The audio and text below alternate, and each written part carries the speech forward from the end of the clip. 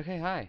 Actual stream is starting now. Hello, everyone. We're back with what? Yeah, fucking fingers crossed. This is the last episode of this unit. Let me do first. Oh, right.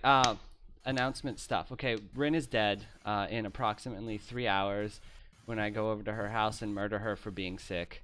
So everybody be sure to F out of respect for the about to be dead.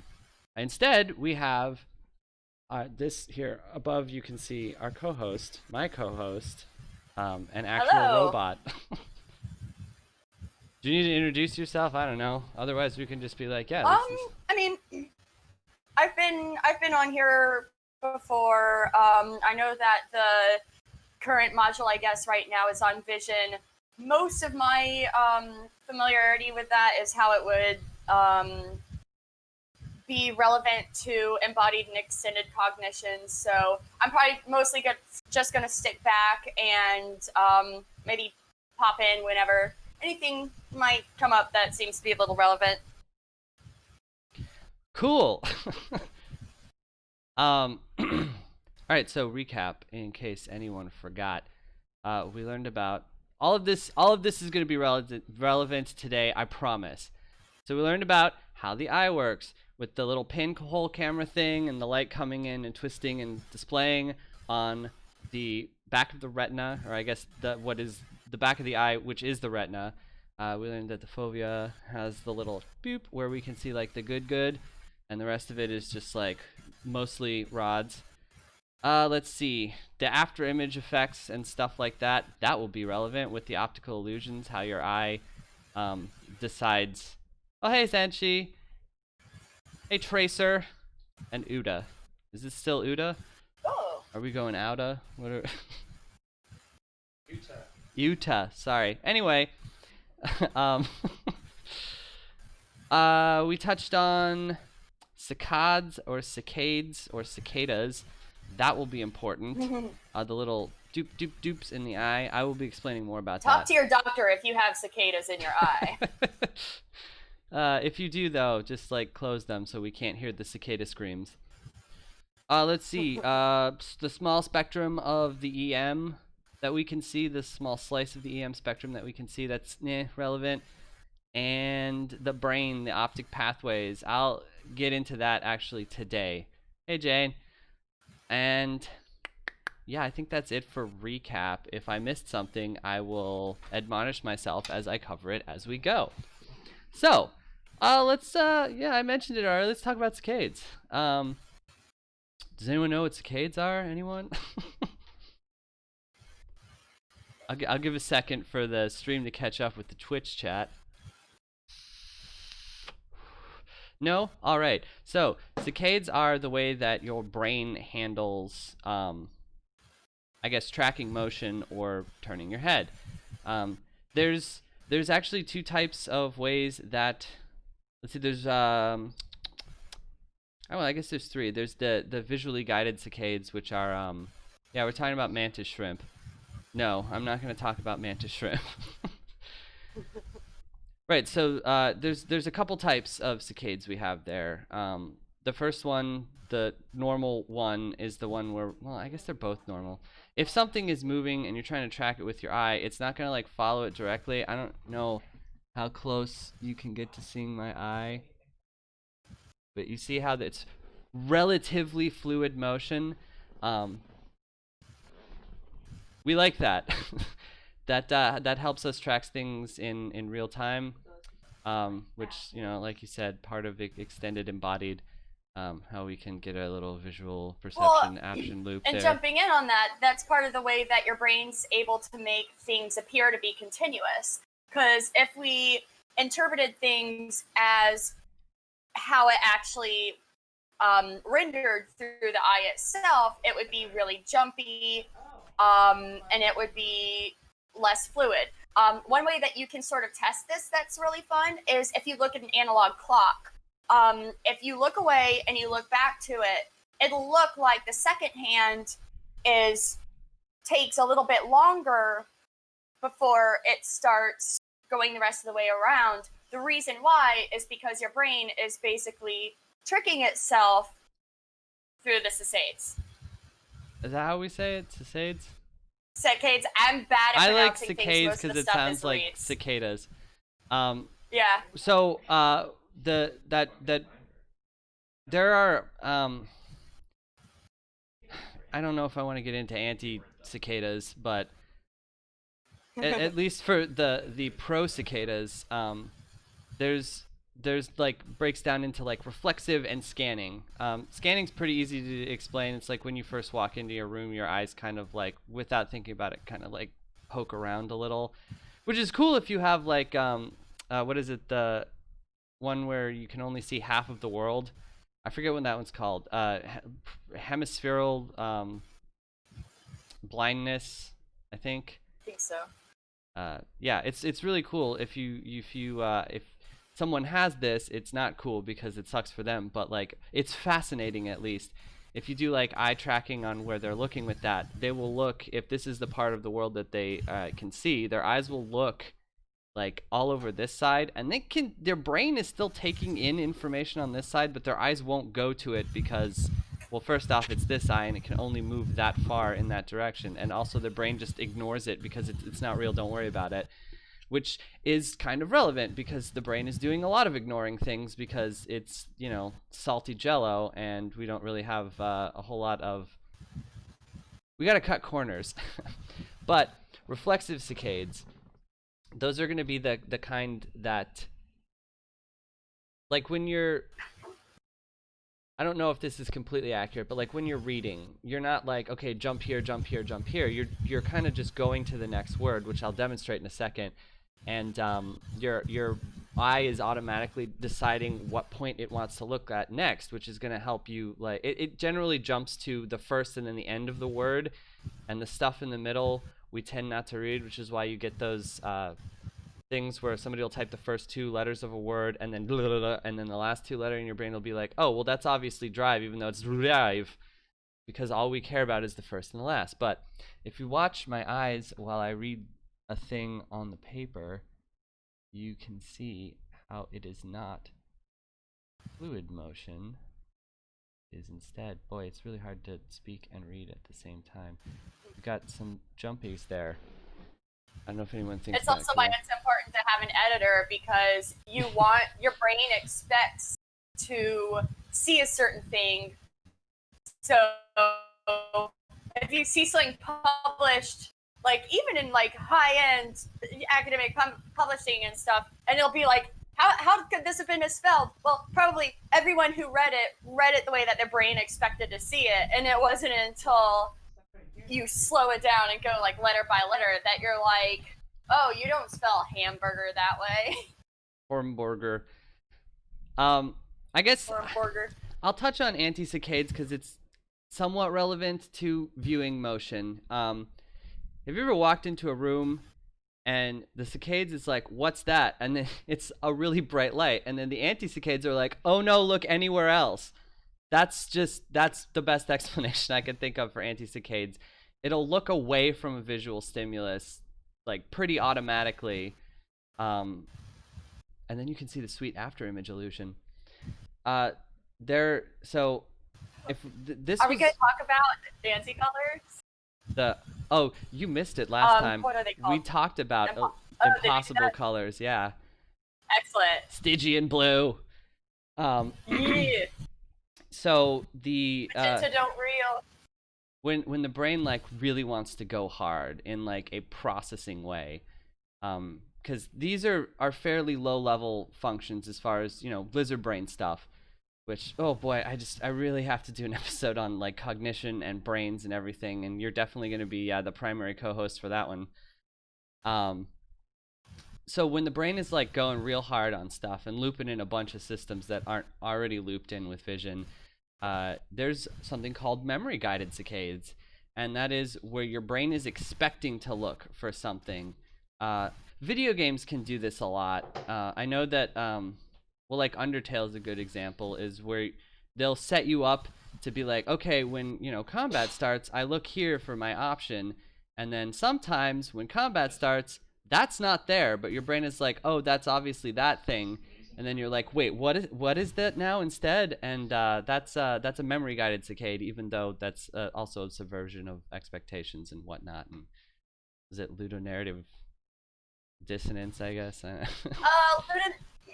ludonarrative. That would be more of like a subversion of expectations, like like an interface,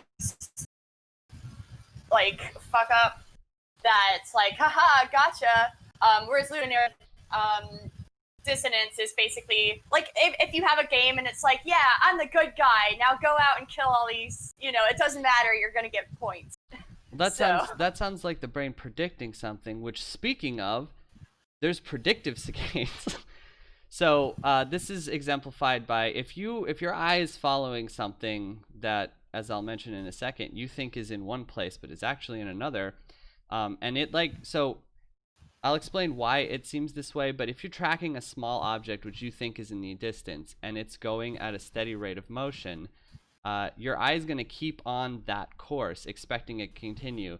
Now, it turns out, in reality, this object is very close, and it rapidly changes direction. Your eye is going to keep trying to follow it until it's like, wait a second, where'd it go? And then you'll kind of flail around looking for it, and oh, there it is now. And TLDR, UFOs are real. I'll explain why tiny things look far away in a second, and far away things look tiny. Anyway, yeah, there's another little thing with the eyes called peripheral drift. That's its own thing. It's not super important, and it's an optical illusion. I should have covered it last time, but I went way over time, so we're just gonna skip over on that. Now, all of this stuff has been brain involvement, which is not entirely, but for the most part, we're talking about the top-down aspects of visual perception. There are, well, okay, when we're talking about the order of operations with this, there happen to be two things, a first and a second order perception of motion. I'm going to start with the second one, because the first one involves a nifty little thing that I built and that is going to be raffled. But before I do that, do you have any thoughts on brain involvement in the perception of motion? Let me hear what you think while I pull up reference videos.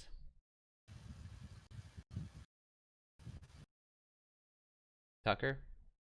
Oh, I thought you were asking the audience. Audience, feel free to chime in. One of the things that I was actually a little curious about is I wonder if the predictive saccades, I wonder if that's part of how EMDR therapy can be effective for trauma, because it's basically rewiring neural networks by interrupting, using eye tracking in order to interrupt built-in negative patterns and then reintroduce new ones. So I'd have to look into that a little bit more. I have that up right now, but it doesn't specifically go into predictive saccades, but have to. Okay, actually, I have a bit of a reference thing here for the eye tracking in general. So I suppose that this would. Oh wait, you guys can't see it. I have to open up that display capture. Let's see here. Yeah, that's the right one. So this, which, oh my god, there we go. This sweet, ridiculous video I'm about to play, as you can see from the title at the bottom, this is someone looking at a picture. If memory serves, this actually came from a reference which I could look up, but it's beneath the window of that, and I don't want to show my notes because they're embarrassing. But if I recall correctly, this is a study on where certain people with certain gender, race, age, psychological, and some fifth factor look when they look at a picture. I don't remember what the picture is because I think this was actually the control group, but I believe the study was testing based on your genetic and upbringing predisposition, where do you look at when you see a picture of this inflammatory type. But this is the example of the tracking the eye on a neutral picture. So let's we'll take a look here.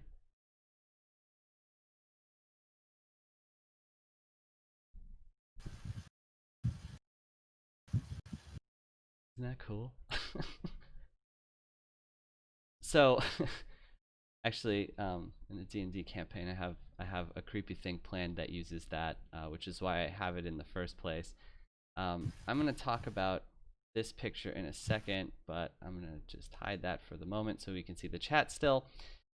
So when you saw there the eye jumping around, saccades, you saw the iris sort of tighten and widen a little bit. There are two reasons that that could be happening.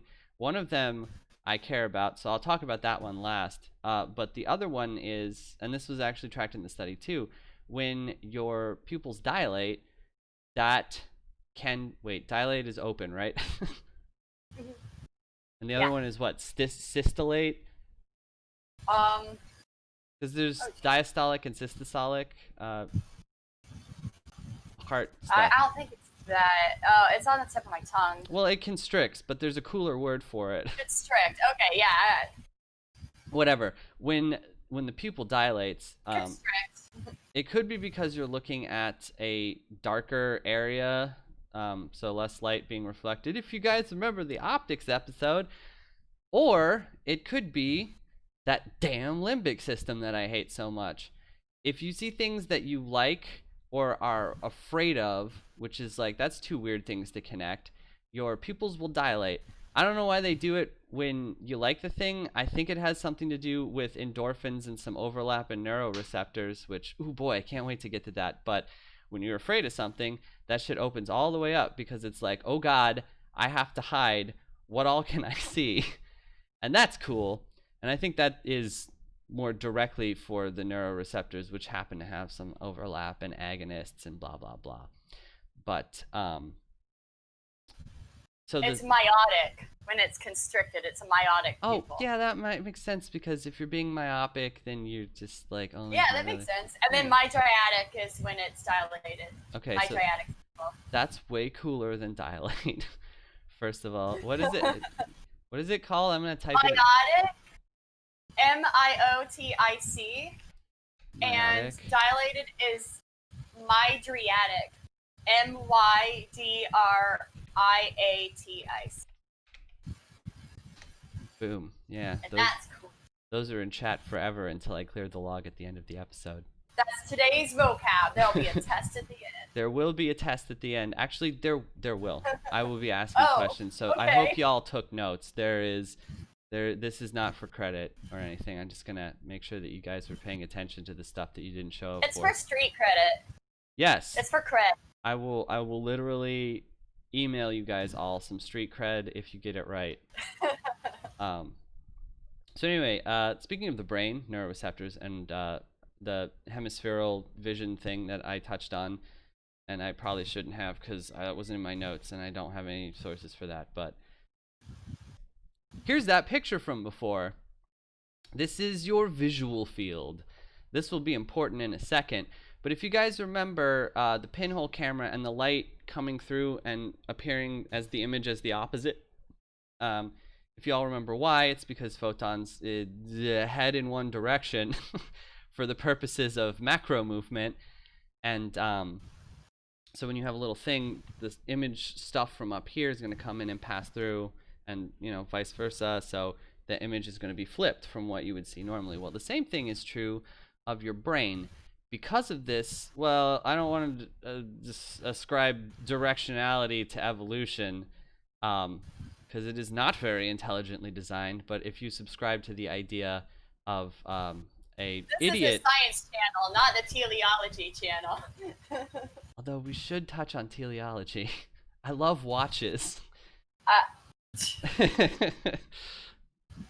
Anyway, because of this weird flippy flop, and because the brain is contrapositive in the first place, is it contrapositive or contraceptive? Yeah, it's contraceptive. Because your brain doesn't want to reproduce in the first place, your left eye is actually going to be taking in some info for your right side of your brain? Contralateral? Contralateral, thank you, and ipsilateral. Yes, those were the things. Uh, Yeah. anyway, so Yeah. these here, I got a cursor. The blue ending up over here in your right half of your brain, being on the left. The I used to know this from Neurobio 1, but I forget what these optic nerves are labeled as, like when you get down to the nitty gritty, because there's this cool thing with the sheets, and each of them have different afferent and efferent nerves, and well, whatever. So half of your eye on this side is going to be taking in shit from what is on this side. And if you've ever been like wearing sunglasses and like you look at someone and half of you can see sort of like a split image of them shaded and them not shaded. So if you're trying to like side peek at someone, they can tell that you're doing it because they can see a little bit of your eye. That is a practical example of this. That's your right eye seeing the left field and your left eye seeing, the left field. Now, spheres and eyeballs, which are not perfect spheres, have a little bit of thing going on the other side because the visual field is actually like this. So because of your little flippy flops and the stuff happening on this side being on this side of the eye, your brain has to like take that and put it with the rest to end up on, well, for your left eye, the right side is going to end up on the left anyway, because it's going there in the first place. But on your right eye, it's going to take half, cross across the optic chiasm, chi because the letter X, and head on over to the left side of the brain where the brain collates that data. Now, while the brain is taking all that in and processing it, it gets rid of some stuff like your glasses that you're wearing. It'll edit those frames out until right now when I mentioned it, and now you can all see it. Your nose too, which you will now. Yeah. You're now going to be aware that you can see your nose for a little bit until you forget again, which is a great point of salience. Even though it is not vivid, it is still salient because you're now thinking about it.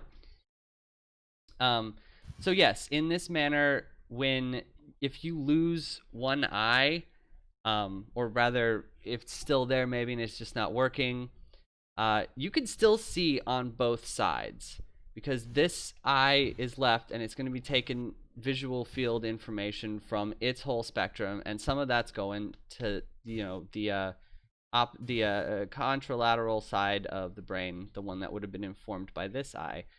So your brain is still trying to put together a 3D image based on that. Because it's lacking the data, it's not going to be able to do a particularly efficient one. And there's some cool reasons that this can happen. You can lose an eye. That's pretty obvious why you wouldn't be able to see very well in that. If you have nerve damage, you could have a blind spot. If you've got like nerve damage in this area, you can just have both eyes and not see that side very well or at all, depending on how severe that is. I know we've done super ethical studies where we ablate optic nerves in, well, animals, but humans are animals too.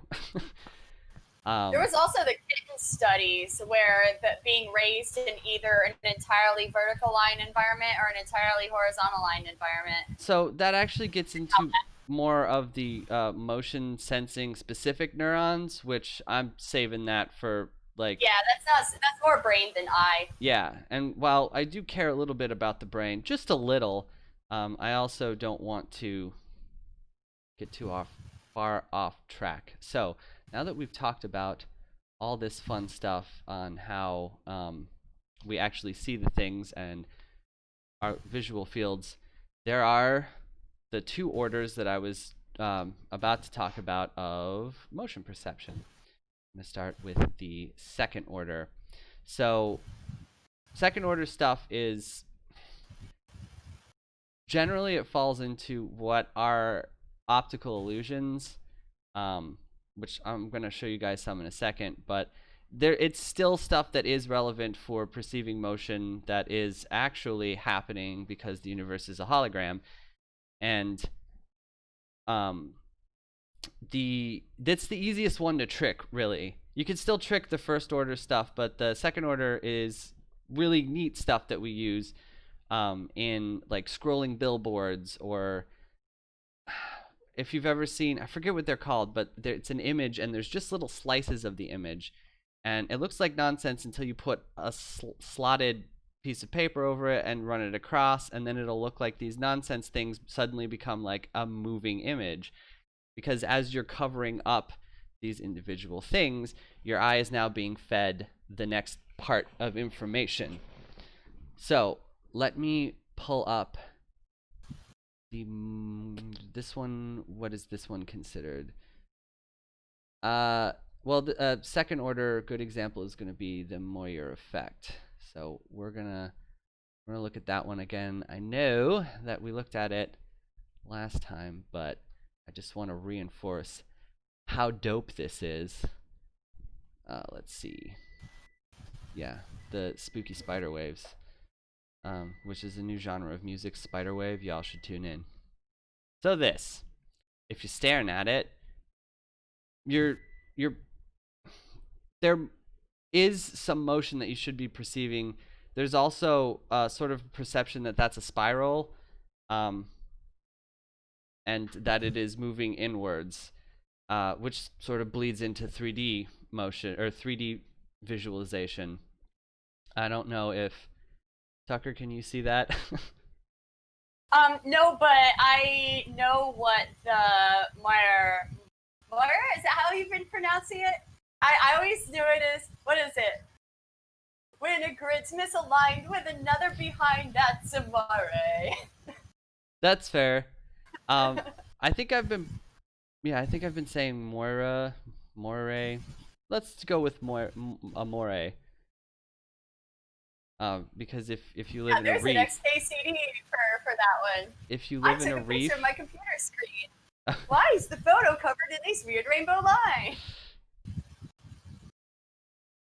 I'll post it in here. It's for those of 1814. Not the comic. On. Oh, well, I'm not gonna pull it up. You can do that if you want. I posted it in the Q&A chat. Y'all won't be able to see it on stream, but if you want to dip in there and take a look, that's the cool thing. It does look like my shirt. Oh, I forgot I was wearing that. Yeah. Okay. Oh, yeah. So that's a fun example. So this shirt, obviously, this is not. It's just a flat print. However, if you look at it, it kind of looks like how the stuff looks in rippling water. Like if you put a drop of water on a TV or something, you might be seeing little scan lines like this of different colors and whatnot. That's not any different than what the TV is doing normally. It's just now it's magnified and distorted, and suddenly our brain can't make use of that information in a cool way where we're like, ah, yes, the Flintstones. Instead, we're seeing it as like what its true being is, which is just a bunch of nonsensical colors. Exactly. That's actually, I got this shirt off Vapor95. Check it out. It's a really good site. Their shirts are too expensive though. Oh. While we wait for Tucker to get back, I'm gonna be out in a second. I was just grabbing another this is the another water. Wait, sorry, it's on this side. This is the comic that they were referring to. In case you guys want to have that little earworm in your head. There you go. Because yeah, cannot be unheard. Anyway, would you like to, Tucker, touch on your thoughts about that the moire, I guess, effect? I think it actually is moire. The moire. I actually don't know too much about that. I didn't exactly plan before coming on today, so most of the information that I do have is not directly relevant to today's lesson plan, and also many years old since I've been really studying this. Okay, so that what we're seeing there is, well, it's a second order stimulus. It is it's our brain trying to make sense of a thing that it doesn't fully get what's going on, and because it absolutely refuses to stop cutting quarters, it's just like, you know what, it's motion, don't even worry about it. Because if it is sort of turning, that is more useful information to us than it not turning. If it is turning, something is happening. Motion implies some sort of activity, and that could be a tiger, we might die. If it's not, It's a salience thing. yeah. Well, actually, it's a vivacity thing. Well, I'd say it's also a salience thing because motion would make it more relevant to our brain. The second order, what is it? Stimulus. The second order stimulus actually is just vivacity because it deals with specifically textures and let's see, and luminance. So these are things that like pop out whether or not we care about them. So yes, they're quite vivid. Okay. Like my shirt. Oh, should I? Don't have the light up there anymore. It's on Ika's desk. Okay then. So I mean that's more or less what second order is all about. You can have some other minor things. I don't really care about them. There's something called the motion after effect. I couldn't find a good example of it, but if you've ever looked at that screensaver of like the little stars, I don't know if you guys remember the After Dark flying toaster stuff, but there were this like Starfield thing where these little dots come and they're tiny and then they get bigger and it appears as if they're moving. I'll explain why they look like they're coming towards you in a second, but if you've ever been staring at that for a while and then look at something else, it sort of has this feeling that it is still moving even though it is not. That is your brain. Oh, it does that with DDR and Guitar Hero too. Oh, actually, that's a way better example. Guitar Hero, and then you look away, like everything's like wom wom wom. Yeah, and it's awesome for like 30 seconds, and then it stops, and then you're like, "Aw." That is a motion after effect, and that is actually specifically in DDR and Guitar Hero. That's also ties in some predictive saccades. Because your brain is trying to like keep your eye moving where it needs to be to keep up with those notes, and it's also assuming the motion is happening. So in order to try and like keep that stimulus of focus on what is the next thing that's about to play, and sort of like looking just down and coming up to know what notes you're supposed to hit or what pads you're supposed to step on, it's going to keep repeating that motion because it's used to us now, and then everything looks like it's moving in the opposite direction. Ooh, actually, that is a good point to skip ahead a little bit and talk about the aperture effect. Let's see, I don't have...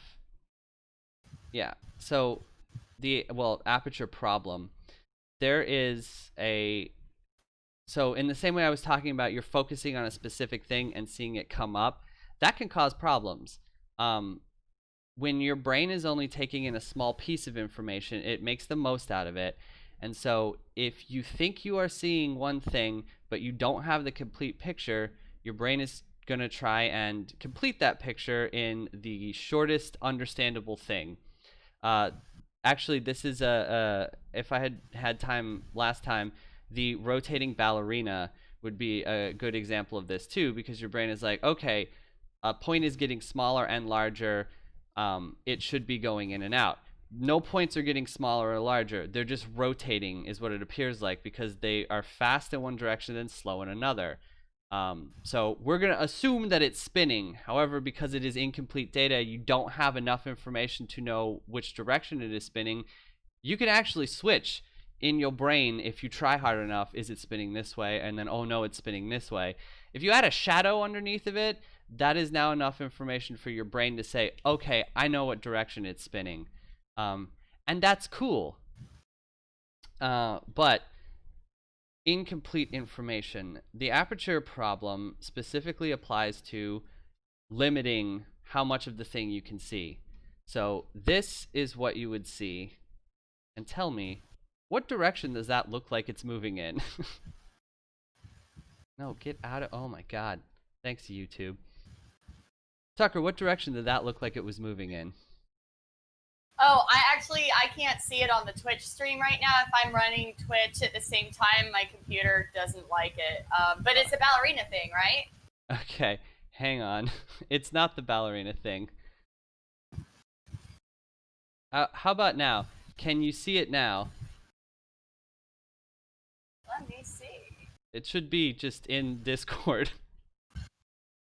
Yeah. Play it again. Which direction is that moving? Well, it looks like it's going from top to bottom, from like top left to bottom right. It sure does, doesn't it? How do I stop sharing my screen? Sure does. Well, let's take a look at what it's actually doing. Let's see, which one was it?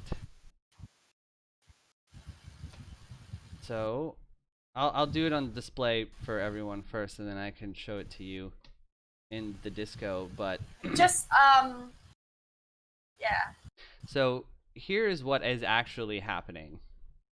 That is an incomplete picture that your brain has received. That whole thing is actually just moving left to right, but because it is a slanted line, it looks like it's moving in this way, and that is, I think that's cool. Your brain is trying to accomplish a task that it is just failing spectacularly at. Neat, right? That is a second order phenomena. Technically it ropes in a little first order too, but well, why don't we talk about that? Wait, first I have to show you the phi phenomenon. This was why I wanted to show you guys last time the after image effect, where you looked at the impossible colors fall into this category. They are an after image effect. However, this ties in some first order coolness. Yeah, I'm just gonna put this in YouTube repeater. I'm sick of you, YouTube.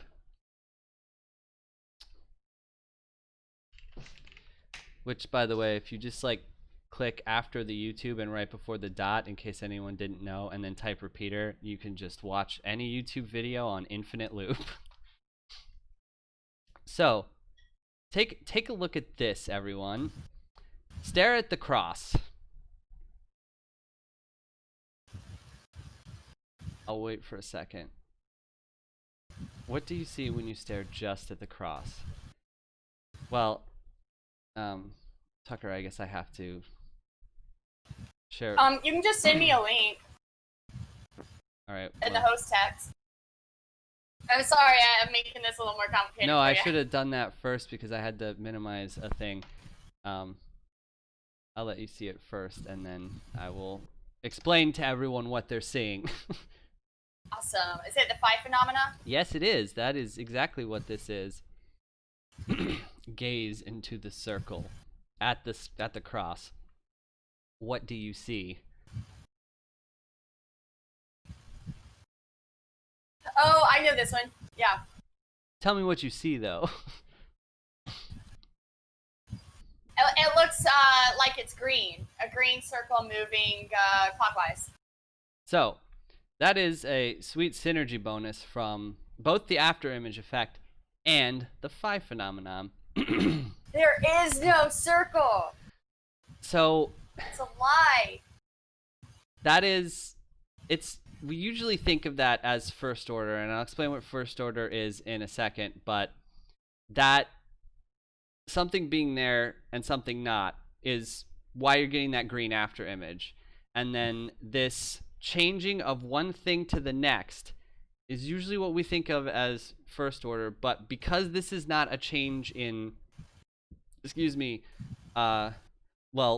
luminance and really just a change in color and texture, which color is a part of, Hue, for the purpose of, like, I don't know, what is this called, like psychoscience or something. There's no actual first order happening there. It is just a color and then not a color. But because that not a color is equaling in your brain to another color, it looks as though there is a after image colored thing moving around in a circle.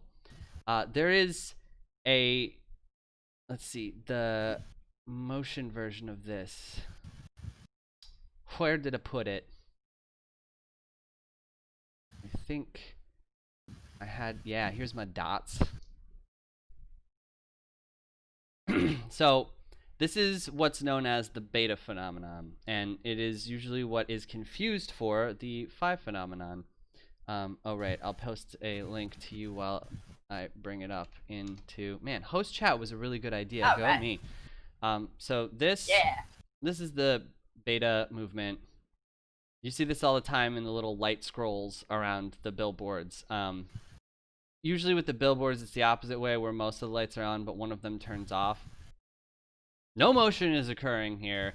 It is just an 1 or a 0 on the lights. But because they're happening in succession, it looks like it's moving.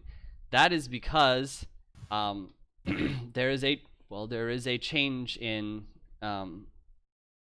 luminance in this case. There we go. And that's our brains being like, something changed. Everything is the same except for one thing, so that thing must have moved. We're expecting motion, so it must be motion. And because that is a change in luminance, that's first order, baby. Let's see. What are we doing on time? Yeah, I got time for one more. There is another one that I want to show you guys that I think is really cool. And oops, I lost it. Never mind. You guys don't get to see it. Anyway, that is pretty much the classic textbook example of beta movement. There's a cool thing that you can do with changes in luminance, though. It's demo time. Could you? I was wondering. I was like, that sounds that awful like that thing that was made. So when you change luminance, oh shoot, I have to essentially make a projector screen.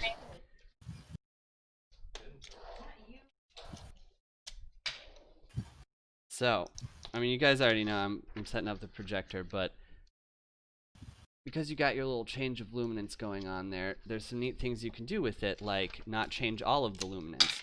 You can have a bright area and only darken some parts of it. Ugh, I don't like putting tape directly on my monitor screen, but this monitor was free, and you know what? I don't really care. So, back in the days of black and white, both colors and nights, we'd do this thing where we would go to a Flickr picture show, and we'd stay out through the night and revel in this quaint delight. I myself on gamma screen. Oh, I have to actually turn this off for a second. So I'm not going to be able to see whether or not this is broadcasting. Somebody yell at me if it's not. Here we go. It's jammed. Of course it is. No, don't do this to me. There we go. Is that visible? Yeah. If you could zoom in, it would be best, but... Alright, let me try and zoom in without turning a monitor on. Enhance. Yeah, you know what? Oh, yeah, that would work.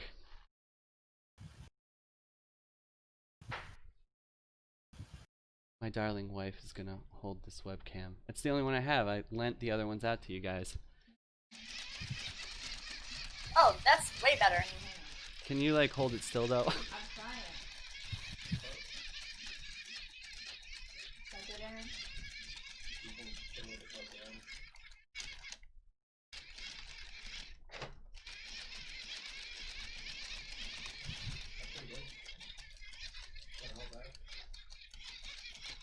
So, if I'm doing it fast, it looks like motion. If I'm doing it slow, you could tell, actually the light won't turn on if I do it slow, but you can see how it is just still image, and I mean, come on, we all know it's still images. At least we should. I guess if we all knew, that's good. If we all knew it was still images and how science work, I guess I wouldn't need this channel. And yet, here we are. And I just screwed up my entire screen because I forgot that monitor is linked directly to the computer's understanding of what monitors are. Anyway, like I said, I'm sure you guys all know what's happening, but I'm going to explain it anyway because that's the deal. You signed up for this.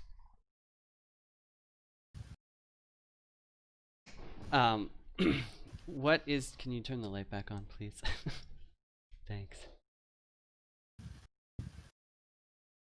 What is happening here? And like I said, one lucky viewer, or rather one lucky patron, will be able to like get an examination of this up close when they win at the end. So there is, oh boy, this is going to be difficult. There is a light that is being projected, or that is coming on and off right here. And it is, if you guys remember episode 2, where Andrea showed us how cameras work, this is that in reverse. This light comes on and passes through where we have the film. Obviously it's up here in the lens, but this film passes not smoothly but in a jerking motion so that it lines up with this lens and the light at the period of time when our eyes, assuming that I crank it smoothly, are expecting to see the same image still. Shoot, where was I? Right. You know, it comes around in loops, and honestly, like, I was gonna make another one of these. I kind of ran out of time, but like, whoever wins this, talk to me, and I'll show you how to make a new film, because like, the one it came with is literally Also, just that loop of Charlie Chaplin dancing, but the stream does not do justice to how cool that thing looks. yeah, It looks really, really cool. I usually post a status on the Facebook page after this. I'll take like a bunch of cool pictures of it and tag whoever won it. I'm so excited to show the Gasha machine I made for this. Anyway, so right, our brain is expecting to see a still image. Instead, what it's getting is another image in the same place of where that first image was. And because something has changed, that beta effect, that luminance has gone from, in this case, there's a black area in this area, and now it is somewhere else. So our eyes blink over to it. Because we are seeing what we think is the same thing, but now in a different place, our brain is like, oh, well, it moved, obviously. If you're like a PC master race over here and you're worried about things like FPSs and how they need to be like far beyond what the human eye can actually perceive, the reason that this has to flash at a certain speed and why FPSs make the things look more smoother or whatever, I don't actually understand the units for FPS. I know it's like frames per second, but like, what do we need? Like 24? Is that what our eye can see? Okay. I do know this. The slowest that you can change a still into the next still and still have it, that's a lot of stills, look like motion is roughly 10 cycles per second, which is that's cycles here and not cycles here. Also, what's really exciting in some animal studies that they've done on vision and motion, I believe it was actually octopi, where they were trying to get them to watch a video and then do some stuff. They didn't react as though it was a video. It was later found out down the line that basically what even like 30 FPS for us, we could still interpret as being a video. It just looked like a series of stills, and they had to up the frame rate in order to get the data that they were trying to find. Which I thought was fun. If you've ever seen the pictures of like the animals that are like staring intently at the screen, those are like, you know, top tier billion-dollar monitors or TV screens that you need to have that happen in, you know. Otherwise, it's a slideshow, not a right. video. And if you've ever seen the dogs looking confused and howling, that's because they can hear a thing that's being like I need to like respond to that, but I can't see anything. All I see is like still images here and nothing else anywhere else. Time to scream. And so anyway, I go. think dogs can still. I think it's other types of eyes. It's like It's- really the different animal like orders. So my notes right here say the I primates. could be incorrect. The primates usually need about 10 to 12 per second to not see it as a slideshow. Obviously, changes between or differences between the individual are greater between the groups, but many mammalian brains work like that. But like you said, not all the same animals have the same types of eyes, like creepy goat eyes. So many kinds of eyes. Too And many it's eyes. really interesting because it's like eyes have been typically used as an example of irreducible complexity when it actually turns out there are so many different like evolutionary pathways that just it's not like there's one proto eye that now all eyes came from that. There are a lot of different branches like Hashtag not all eyes. yeah. Also, what's cool, Rin touched on this, rest her soul, when we were talking about the pinhole camera and eyes and whatnot. Even if like you cut this in half, even before it was like an eyeball, just when it was like a flat thing with some photoreceptor cells, that's still working as an eye. And so no matter how complex you reduce this, how many complexities you reduce this, or whatever those words are supposed to mean, it's still an eye, and that's cool. All it really needs to like count as an eye, as far as we're concerned with taxonomy, is to be like more than one photoreceptive cell, I guess. Well, I guess it needs to like be hooked to a nervous system of some sort, central or distributed. Talk to cephalopods about that. Okay, so now we've seen that is moving. That, however, is a small image, and didn't exemplify, which is why I wanted to make a different film for this. It didn't really tell us much about like this way motion or like this way motion. Like, how do we get to the point where we see, the guy in the movies going like this at the audience and we're all like, whoa? Or, what was it? The first movie show had the train and everybody flipped their shit because it was like, oh no, a train! Oh, we had a thing like that in our vampire campaign, didn't we? Where all the vampires went to one of the early picture shows and there was fire and everybody frenzied. Yeah. That was cool. Also, Zenshi, if I want to just like take a little shot over here for you, mantis eyes. Mantis shrimp eyes are, if I recall correctly, they're complex eyes, aren't they? In addition to having way too many receptors, I think they're also complex or compound eyes, which flies have this thing, right? We'll just stick with flies and dragonflies. They have eyes, They can see so many colors. but these compound eyes have all of these little like that looks like they're flat, or they have like a million little bubbles or whatever. That's all the same eye. Otherwise you'd be a spider with like a billion eyes, or what, like 8? I don't know. Spider like the number 8. The different little facets there, those are all lenses and not different eyes. And how that helps is you have it's like staring at 800 monitors that are feeding videos from a bunch of different places. So you're taking in all of that information, which makes it super apparent when I talk about this thing that I'm about to talk about. I don't think it doesn't appear that there's like an actual name for this, but it's just like the shrinking, growing correlation in whether we see this depth, 3D depth of motion. When you've got compound eyes, or even if you've just got the two, when something appears to be growing larger or smaller, our brain is like, it's coming in some direction to or away from us. And the only reason we think that is because when we look at static stuff, big things are way out there and they're tiny, and things that are small and way close up, they're big.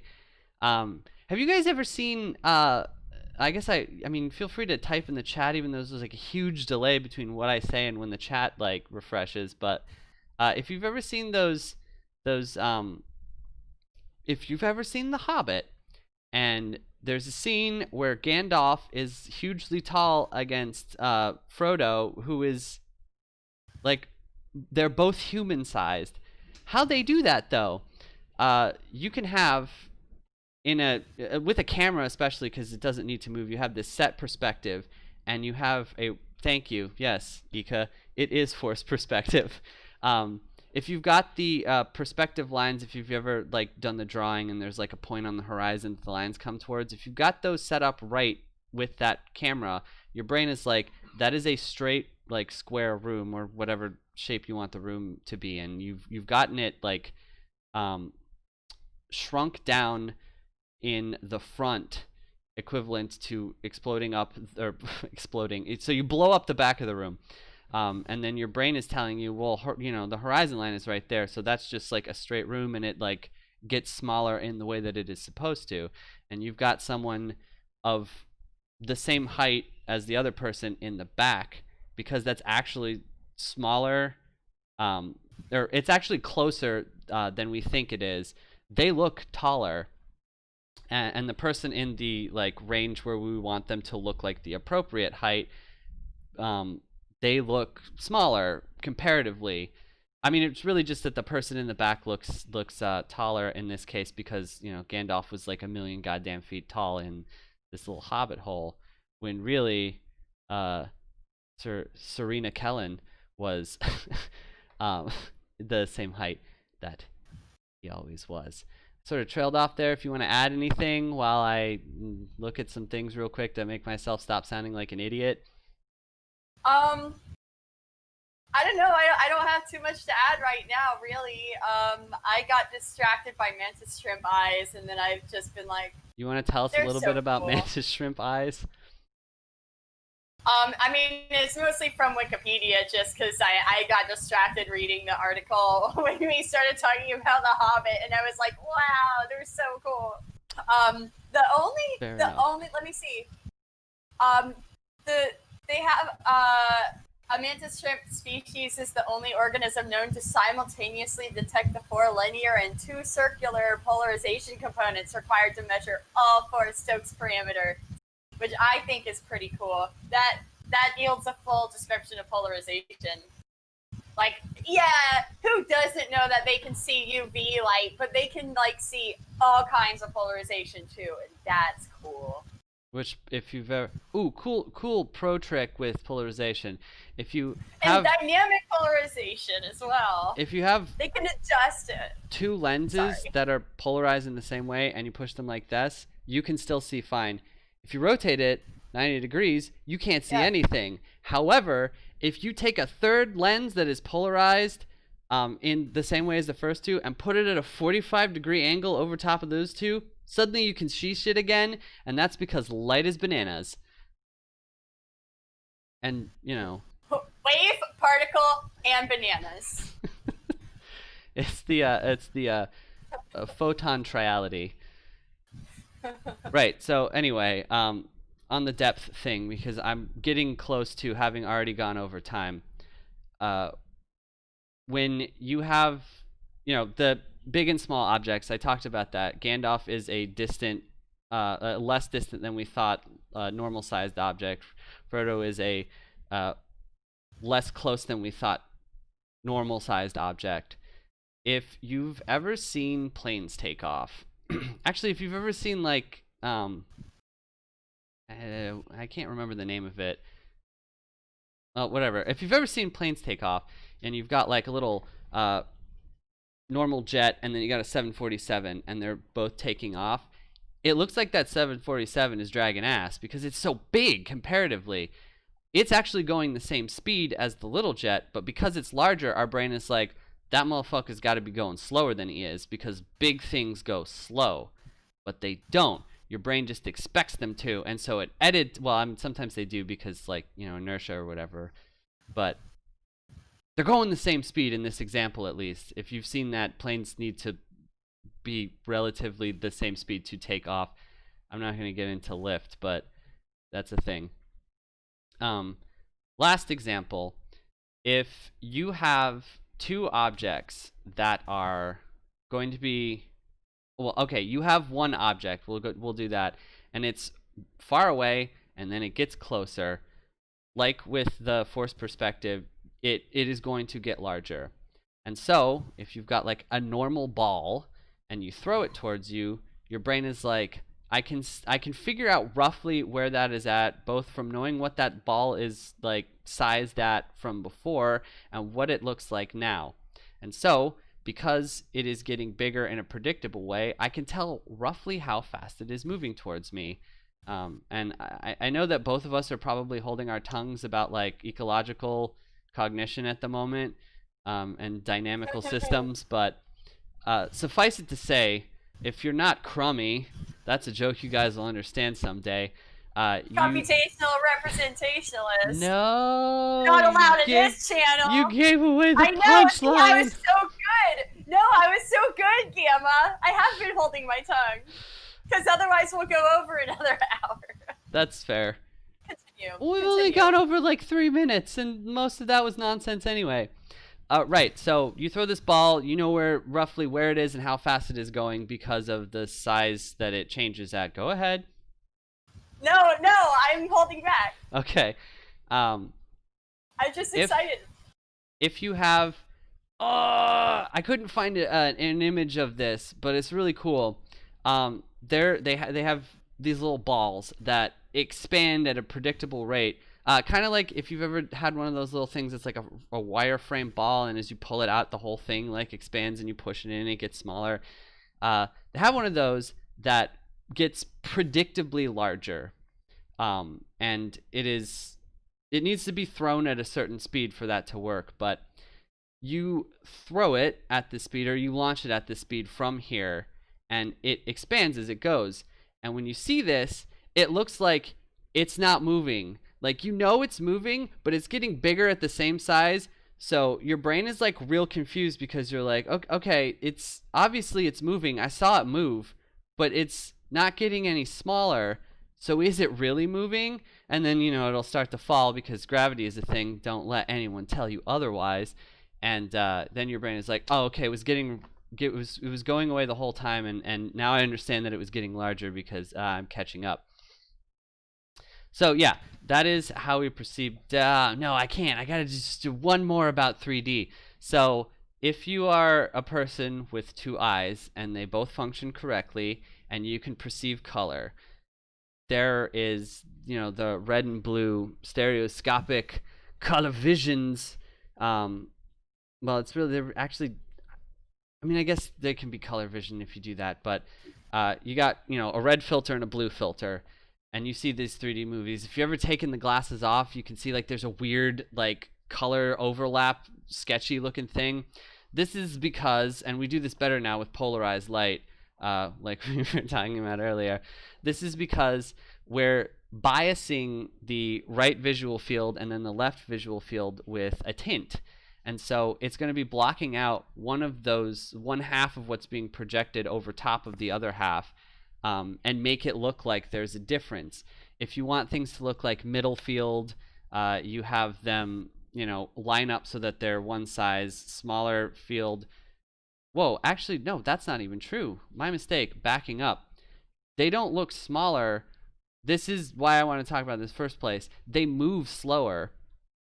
Background ththings will move slower compared to middle and foreground things, which is, us being like, if you're in the car, stuff that you're zooming by is like this, and stuff is like this way back there. They're moving at the same speed, or relative to you. You're moving at the same speed relative to them. They look slower, and our brain is like, that's because they're in the distance. So when you've got these two visual fields overlapping on a flat image, making it look like there is instead two different angles at the same thing, and obviously our brain is like, well, yeah, that's because it's 3D. We're seeing two different perspectives. That means that there's some dimensionality. That stuff in the back, that's moving slow. Must be farther away. Also, like, it's usually behind other things.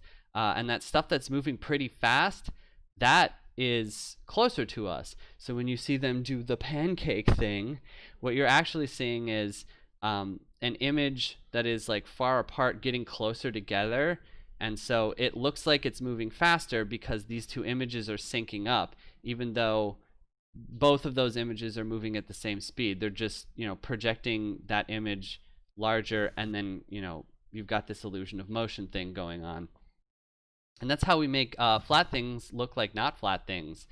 The other way we do this is by strapping two tiny TVs as close as we can to our eyeballs and doing a bunch of modeling in like Blender and stuff. At a brief point in history, which is to say before COVID, but after the advent of this technology, you would wear polarized glasses, which would do the same thing as the other ones, but instead of projecting two differently tinted things and blocking out half of them, you just project light at two different angles and block out like half of that image to each eye. And that's cool too. I think one of the PlayStations did that at one point. That was neat. I mean, that's how movie theater 3D stuff works. Is Well, yeah. the polarity. I mean, like the 3DS did this too, but instead of relying on you having something over your eyes, really clever. They eye tracked to see how far your pupils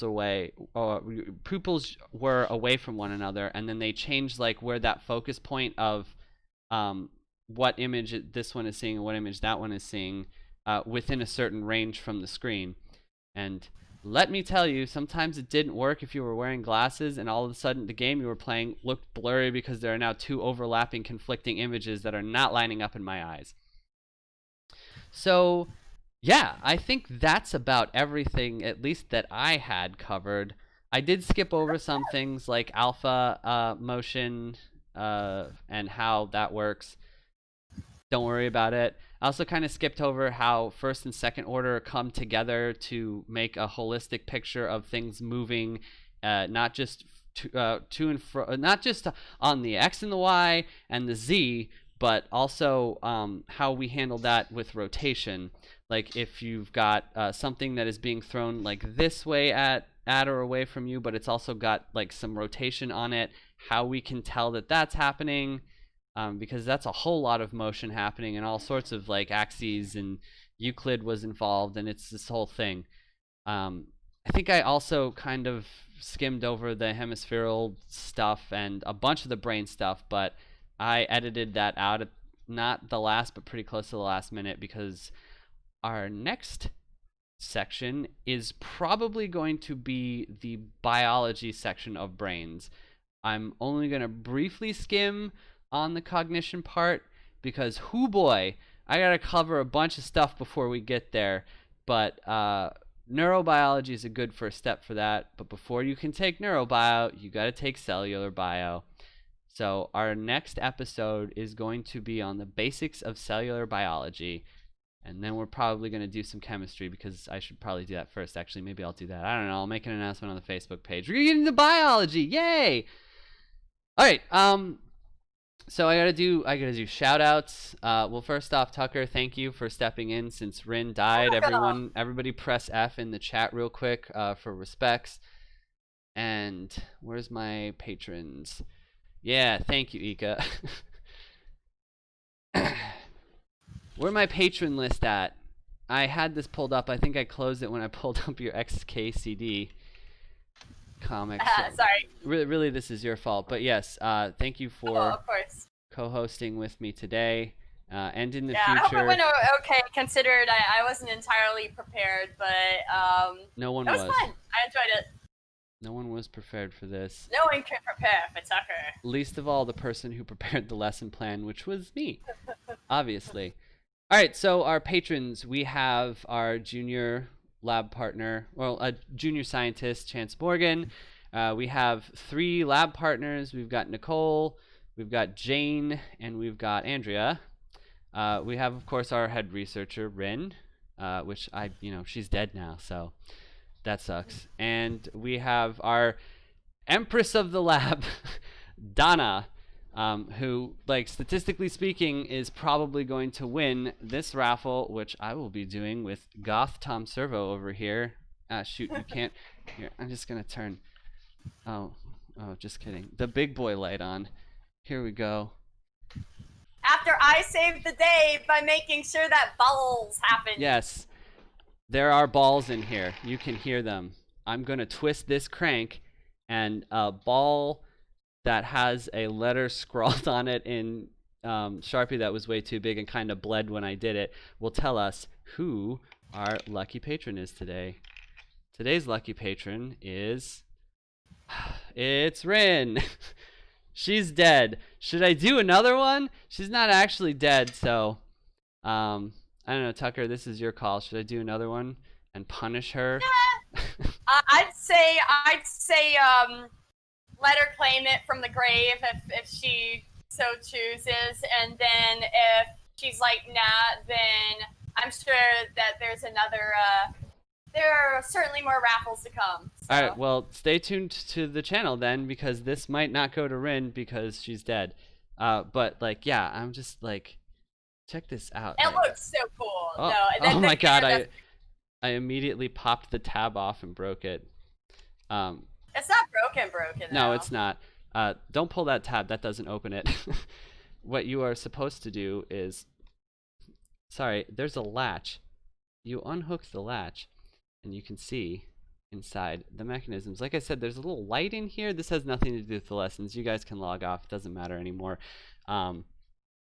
This light is like, it's a cranked sort of thing, or a generator. What is that? A kinetic generator? That'd be a cool thing to explain.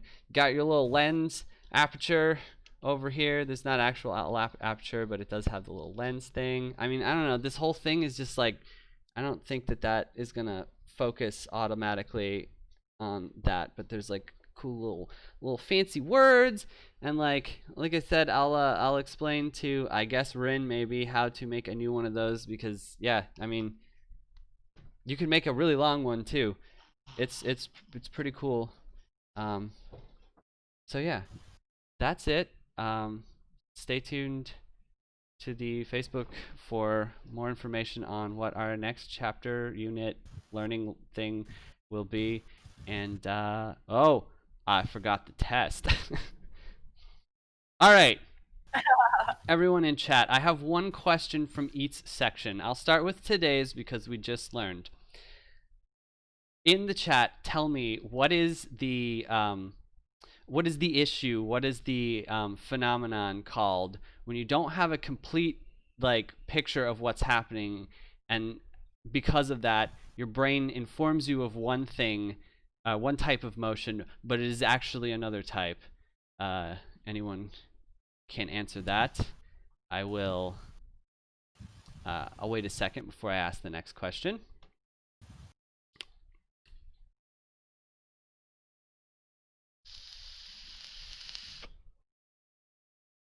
Honestly, whoever answers first is the one who I'm going to go with as the person, and you all get graded based on that. Let's see, 30 more seconds. Oh yeah, I forgot how long that lag is. Oh, it's not that long. Okay, that is false. So you all get a point taken away for that. It is called the aperture problem. Eye patch syndrome is cool though. It's not a real thing, but I like that. Let's see, optical illusions from 2 weeks ago. What is the cause of the after image effect? Like, what mechanisms in the eye or the brain are causing you to see one color after you've been seeing another one for a while? And I'll give you in 45 seconds, I think is probably good. It would be kind of cool, Gamma, to tally some of these things up, like, over the year, and whoever at the end of the year has, like, the most points, you could do another little No, because I'm counting everyone as, like, the same score here. Okay. Rods and cones isn't wrong. I'll give you partial credit. It is rods and cones. It involves that, yeah. But it is the oppositional colors in those rods and cones. So when you're burning out there's the 3 types of cones. If you're seeing, for instance, pink, the oppositional color to that is green. And so when you stop seeing pink when you were seeing pink, especially against that gray background that we saw earlier, it's really nice to project after images onto a black or gray or sometimes white background, depending what it is. Your brain is like, oh, I'm not seeing pink, I must be seeing the opposite because those cones are now burned out. And so yeah, that's you partial credit. It's fine. You get partial credit. Don't quibble.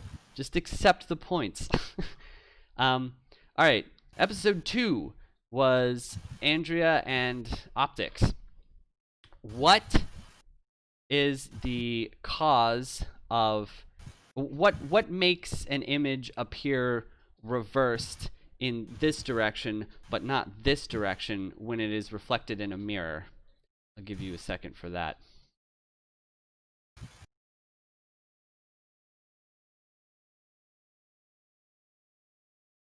While I crank this bitch.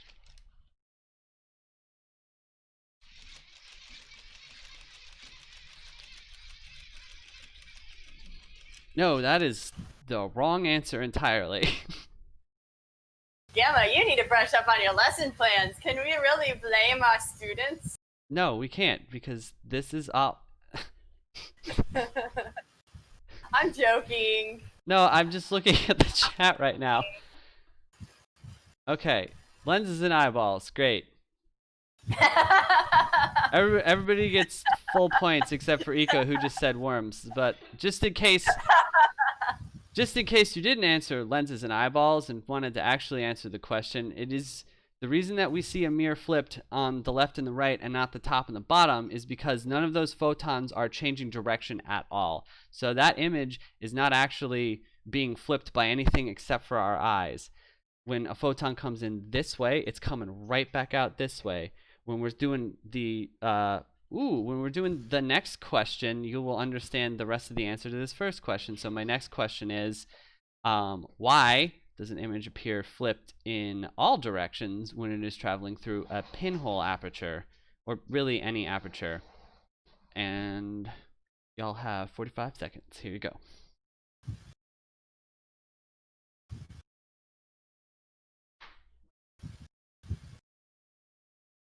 The question was, why do images appear flipped both from top and bottom flipped as well as left and right flipped when they travel through an aperture like this?